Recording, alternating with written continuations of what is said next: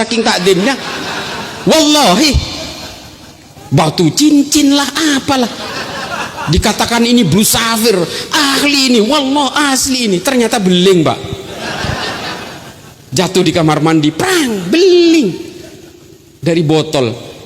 Nah coba, ini mohon maaf, ini saya cerita soal ini bukan apa, untuk dzurriyyah Nabi kita sepakat, kita mengikuti anjuran para ulama yang kita belajar juga, Durratun Nasihin juga kita temukan kok itu, bahwa menghormati dzurriyyah itu sama artinya dengan menghormati kanjeng Nabi. Kita sepakat itu. Tapi habaib itu bukan habib pak, habaib itu jamak. Habib ini kan persoalan persorangan, individu, kelakuannya macam-macam pak. Kalau ada habib yang kemudian pasiennya di Bekasi sampai 3 orang, sampai hamil 2 orang, itu kita mau cium tangan, mohon maaf saya mending cium tangan ke Kiai Nasi aja.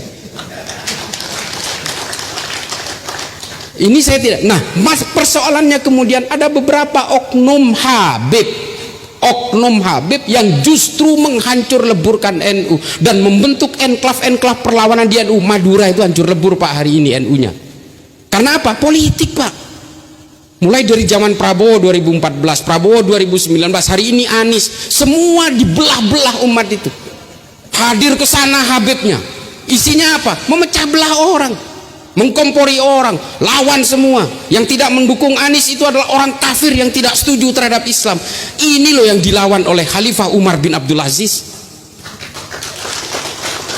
Khalifah Umar bin Abdul Aziz gelisah karena masjid dan majelis keagamaan diisi oleh caci maki terhadap orang lain karena persoalan politik. 60 tahun pak pada zaman Bani Umayyah.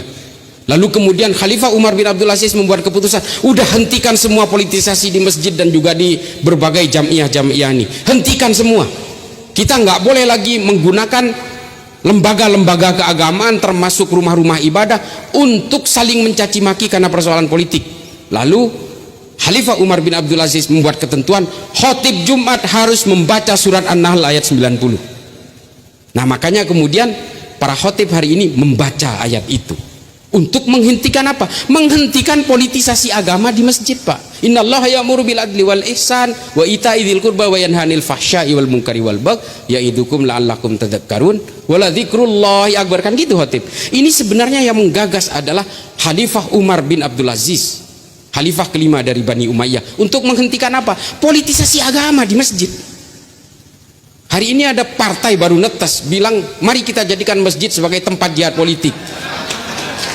Ini mohon maaf Kiai, mohon nyancuk, saya paling benci. Saya paling benci. Ini yang merusak umat Islam pak, memecah belah umat Islam karena kepentingan politik. Kemudian umat Islam dipecah belah supaya apa? You are either with them or you are with us. Ini bahaya pak.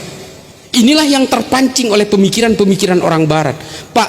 Al-Qaeda, ISIS itu ciptaan orang barat pak, saya tidak menampik itu. Yang menciptakan Boko Haram, Al-Shabaab, Hasan Turabi, Laskar At-Taibah, Gerakan Thailand Selatan, Abu Sayyaf di Filipina, ini semua adalah produk-produk turunan yang difabrikasi oleh orang-orang barat. Termasuk di Indonesia, Jamaah Islamiyah, Jamaah Ansarud Daulah, Jamaah Ansarus Syariah, dan semua berbagai banom-banomnya mereka ini yang ada di Indonesia, ini semua difabrikasi oleh orang barat. Lalu apakah Densus juga ikut menjadi fabrikasi orang barat? Bukan, karena mereka ini tidak tahu bahwa mereka ini difabrikasi oleh orang barat. Mereka ini adalah korban semua. Meskipun kita tahu itu fabrikasi orang barat, kalau dia mau meledakkan diri di pesantren Miftahul Huda, ini waduh, naudzubillah min dzalik.